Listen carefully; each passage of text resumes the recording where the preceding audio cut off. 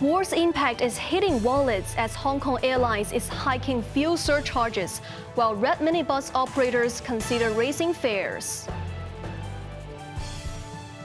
U.S. President Donald Trump threatens to hit back 20 times harder if Iran keeps blocking oil flows. And immigration raids nabbed 20 people, including foreign domestic helpers suspected of running streetside nail bars in Central.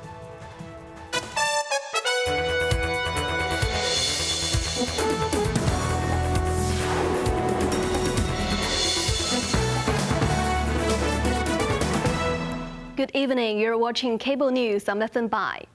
Although United States President Donald Trump has claimed that the war in Iran is nearing an end, transport operators in Hong Kong have already been shouldering a heavy impact from surging oil prices, with some privately run red minibuses now weighing whether to raise passenger fares in order to cope.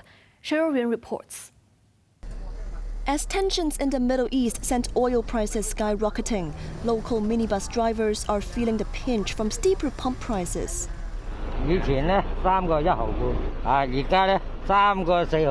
One driver told us his fuel cost had jumped from $3.15 per litre to $3.41, adding roughly $40 to $50 to his daily expenses. He argued that hiking passenger fares is not the answer, warning it would only drive away more riders and worsen the situation. However, an industry representative cautioned that sustained high oil prices could eventually force a fare increase. Cheng Hon-Wah, Hong Kong Public Light Bus Owner and Driver Association Chairman, noted that while passengers would likely object to any rise, operators would have little choice if the oil price surge severely erodes drivers' earnings. He noted that green minibus operators who pay drivers fixed salaries are also under pressure, though applying for fare adjustments takes time and involves regulatory hurdles. Petrol prices in Hong Kong have climbed to their highest levels in nearly 3 years amid the ongoing Middle East conflict. According to the Consumer Council's Oil Price Watch, regular unleaded petrol is now retailing around $30.50 to $30.60 per litre, while premium grades have reached as high as $32.39 per litre. Cheryl Yun, Cable News. Meanwhile, Hong Kong Airlines said it will raise its fuel surcharge by up to 35% from Thursday, an urgent move that underscores how local carriers seek to pass soaring oil costs on to travelers. Flight tickets issued from Thursday onwards to short-haul destinations like Japan, Korea, Thailand, and Vietnam will need to pay $50 or 30% more for fuel, with the surcharge hiking from $162 to $212. The new surcharges to long-haul destinations, such as North America, Europe, Africa, and the Middle East, will spike to $739, costing an extra $150 or 25%. Flying to Maldives, Bangladesh, and Nepal will face the sharpest rise, with charges surging 35.2%. As the first local carrier to announce the increase, Hong Kong Airlines said the surcharge adjustment is based on fuel price fluctuations and market conditions. Meanwhile, the city's flag carrier Cathay Pacific, which reduced its jet fuel price last month, said it reviews fuel surcharges on a monthly basis, where it primarily considers market price trends for aviation fuel and takes into account other operational factors, making adjustments as necessary. U.S. President Donald Trump has sent mixed signals on the escalating Middle East tensions, triggering sharp fluctuations in global oil prices. While suggesting the Iran conflict could end soon, he also warned that if Iran tried to halt oil flows through the Strait of Hormuz, Tehran will be hit 20 times harder. Cheryl reports. Oil prices tumbled after Trump sought to reassure markets by saying the war could wrap up soon. The drop followed an earlier surge when traffic through the crucial Strait of Hormuz came to a near standstill, sending global oil prices skyrocketing. But after markets closed, Trump delivered conflicting remarks, threatening Iran with far more intense attacks that are 20 times harder until it could never recover if Tehran continued holding the world hostage over oil supplies. As we continue Operation Epic Fury, we're also focused on keeping energy and oil flowing to the world. And I will not allow a terrorist regime to hold the world hostage and attempt to stop the globe's oil supply. And if Iran does anything to do that, they'll get hit at a much, much harder level. They better not play that game. In the long run, oil supplies will be dramatically more secure without the threat of Iranian ships, drones, missiles, nuclear menace. Trump also said he would waive some oil-related sanctions to help ease shortages, though he did not specify which countries. Washington currently maintains sanctions on the oil sectors of Russia, Iran and Venezuela. Meanwhile, Tehran showed no signs of backing down.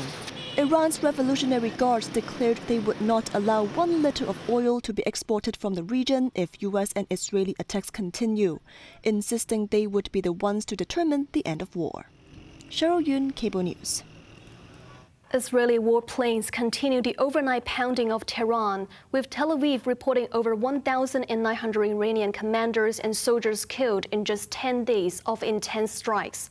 U.S. President Donald Trump hailed the U.S.-Israeli blitz as largely complete, warning that without it, Iran could have overrun the Middle East and nuclear-armed Israel within weeks. Kunting Yang reports.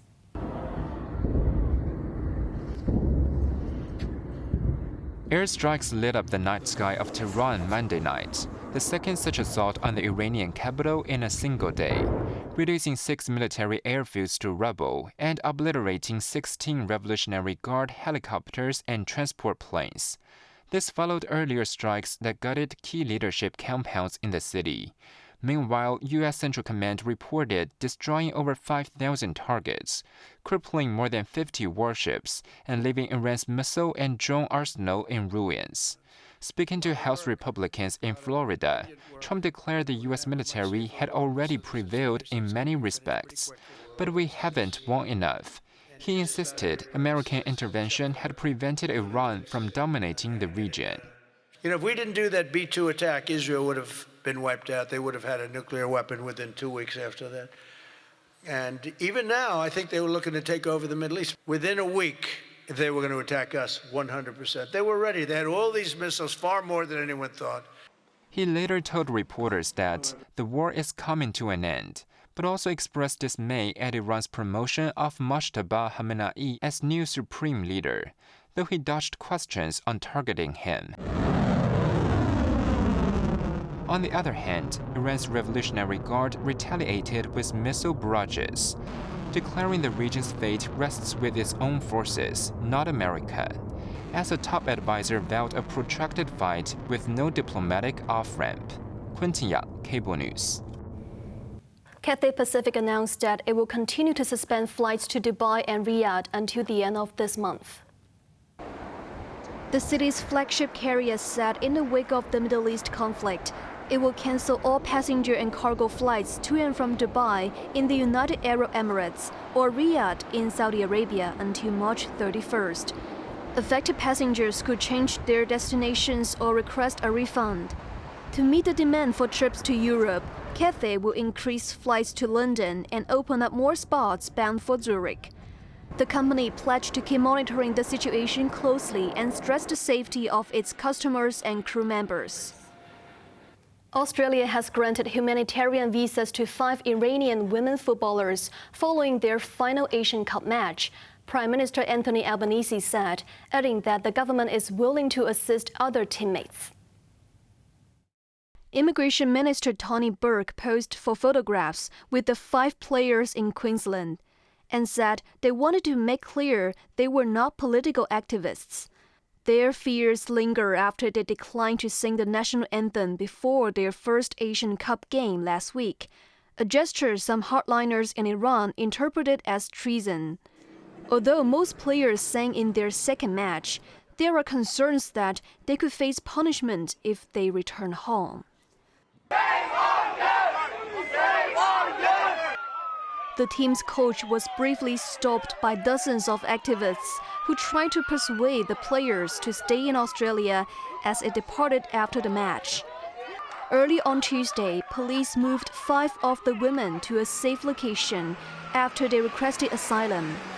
The offer of asylum had been extended to the entire squad, including 26 players and coaches. Australians have been moved by the plight of these brave women. They're safe here and they should feel at home here. In other news, the Immigration Department has arrested 20 people in a crackdown on foreign domestic helpers providing illegal labor. Authorities suspected that some helpers were running nail business on the streets. Jamie Liu reports.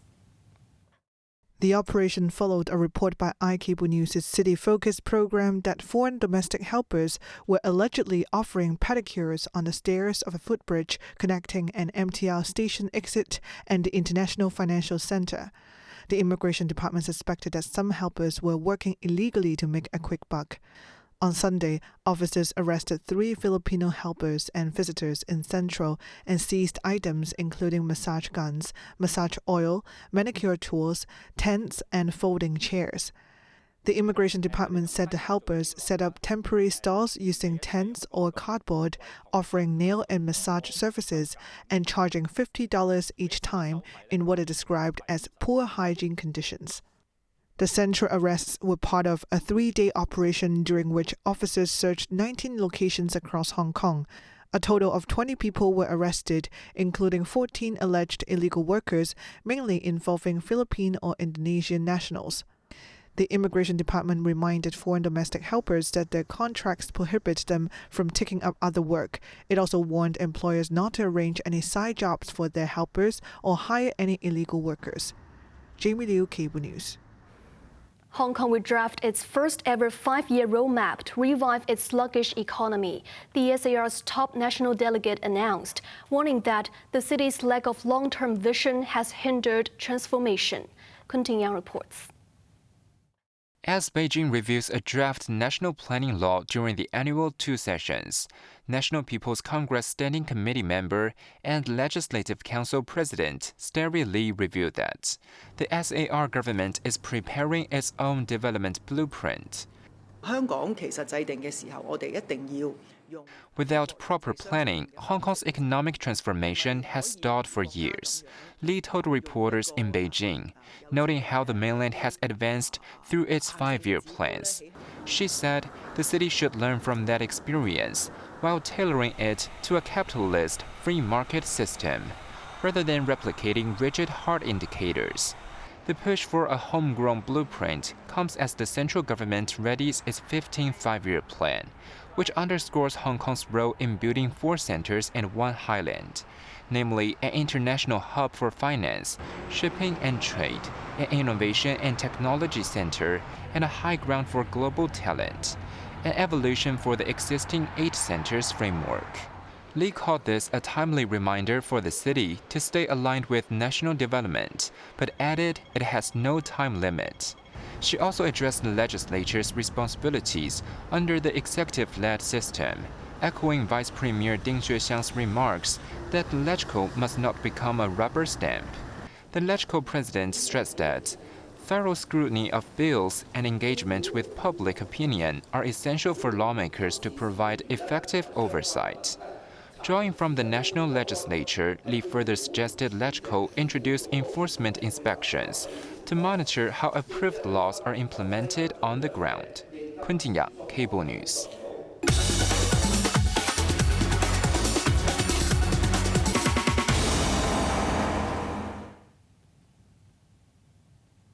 Shares in Hong Kong rebounded as U.S. President Donald Trump signaled a quick end to the Iran war, sending the Hang Seng Index up by some 500 points. The benchmark index extended its rally in afternoon trading, recovering the 10-day moving average mark, and closed at 25,959, the highest level of the day, surging 551 points. Open source agent Builder has gone viral in recent days, igniting a rally in related tech stocks. Tencent jumped more than 7%, bursting back above $550 to a one-month high, while Minimax notched yet another record, briefly touching $1,286. Battery giant CATL beat market expectations with last year's results, sending its share price up over 9% to a near four-month high as the day's strongest blue chip. Meanwhile, tumbling oil prices hit energy counters. PetroChina slid more than 3%, making it the weakest blue chip, and CNOOC also lost over 1%. On to the weather now. Mainly cloudy, cool tomorrow morning. The temperatures will range between 17 and 21 degrees. Dry with sunny periods in the afternoon. Moderate east-northeasterly winds.